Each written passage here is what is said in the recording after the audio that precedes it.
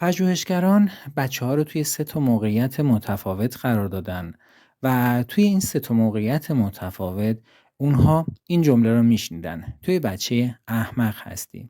اولین موقعیت وقتی بود که دوستانشون بهشون میگفتن تو یک بچه احمق هستی. موقعیت دوم این جمله رو توسط معلمشون میشنیدن و موقعیت سوم توسط والدین.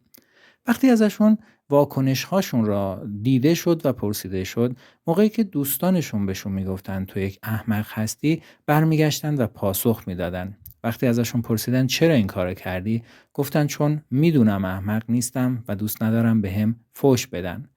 وقتی معلم بهشون میگفت تو احمق هستی، اونها واکنشی به معلم نشون نمیدادن، اما وقتی ازشون سوال پرسیدن گفتن که من میدونم احمق نیستم، فقط به معلم احترام گذاشتم و چیزی بهش نگفتم. اما وقتی والدین به اونها میگفتن تو احمق هستی، وقتی ازشون پرسیده شد گفتن که حتما احمقم که مادر یا پدر من به من میگن احمق.